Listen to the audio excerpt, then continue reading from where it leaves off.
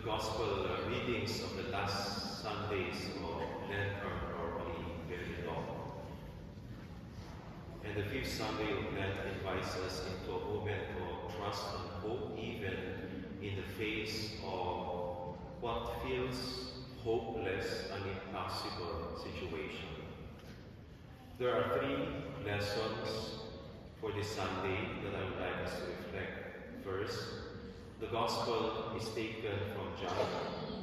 It recounts the bringing into life of Lazarus by Jesus, the raising of Lazarus. And it is a strong proof that Jesus is not only a healer, but the very source of life. He is life itself.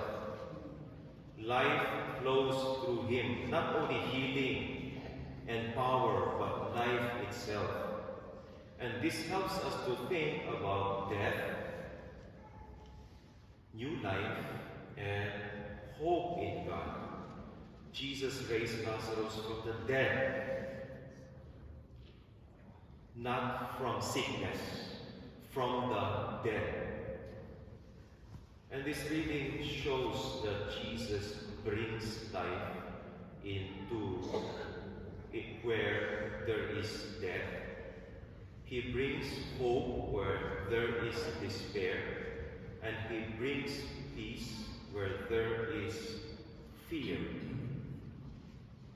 So the first lesson is about hope. Second, in this scene, we see Jesus moved by love and compassion. And he enters into sorrow and grief with Mary and Martha. The Gospel says, Jesus weeps. Dominus flevit in Latin. And we wonder, why would Jesus cry or weep if he knew that he would raise Lazarus again?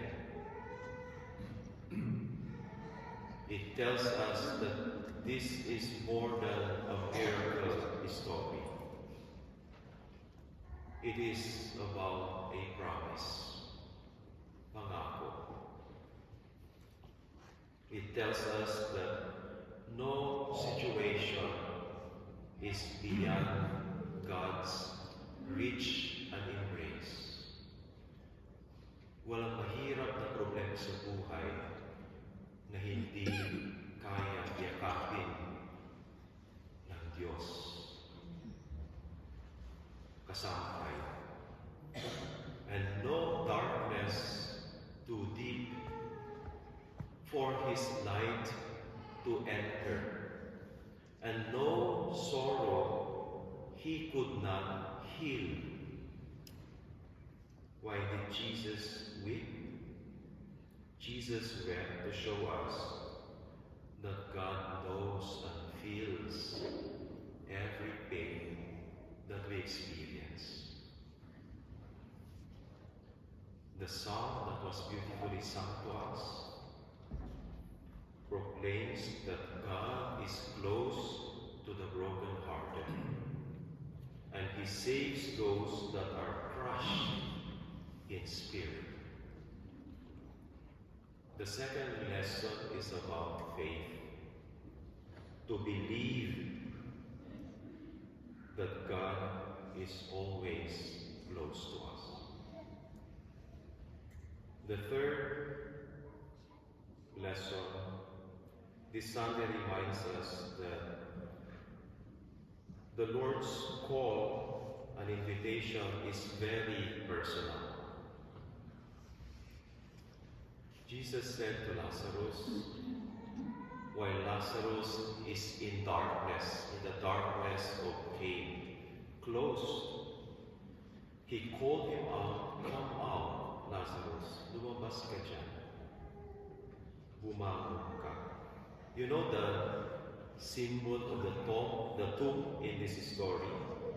The tomb is a symbol of our fears, of our discouragement, of our sadness and depression, sometimes depression. The tomb could be a symbol of hopelessness, impossible situation. Wala na tayong magagawa dyan. Wala nang pag-asa yan. Wala na. Jesus called Lazarus to come out. And Jesus calls each one of us to come out from our selfishness, from our fears, from our discouragement, from our indifference. Wala akong pakialam dyan. He wants us to bring into a new life, full life, more life. The third lesson, it is about having a new life. There you are. 3 lessons for today. Hope, faith, to believe, and to have a new life. Let me end our reflection. When I was a young priest, I sometimes feel disappointed and discouraged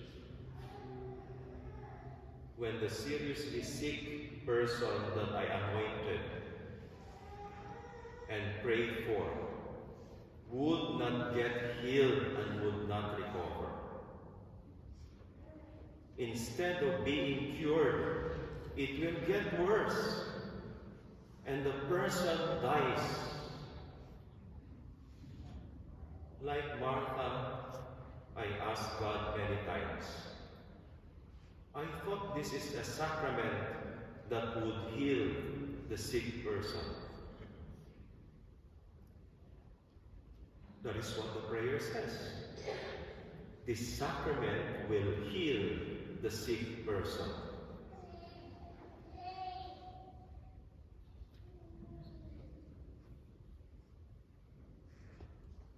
After 16 years of doing anointing of the sick for the dying, I learned a deep truth that I have not understood when I was a young priest. God heals a sick person in 2 ways. He heals the sick person physically and extends the life of that person. The person receives physical healing. And I have witnessed that in my 16 years of ministry. A kind of miracle.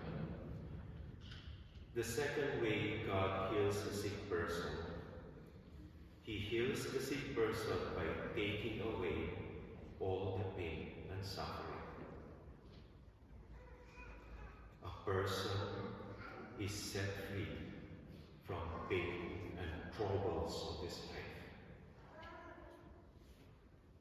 The person does not receive physical healing, but the fullness of life,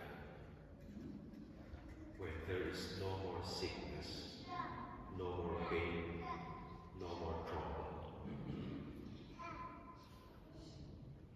Let me ask you, let me know if you are still there. Before I ask you,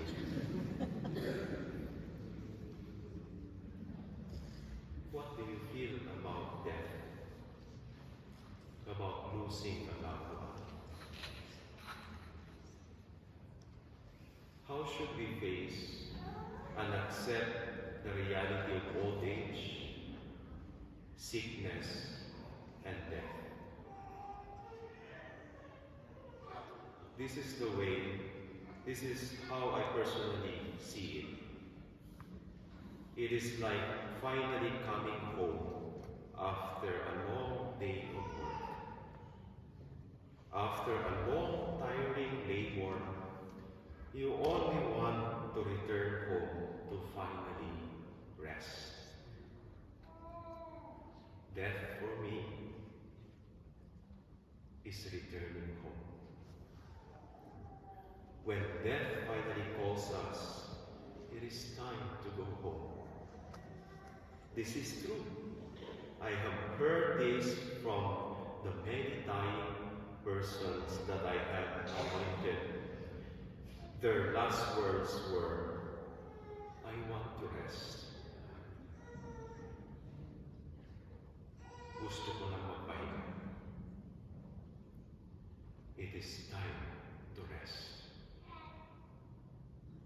How do you feel about death? How will you face and accept the reality of old age, sickness, and death?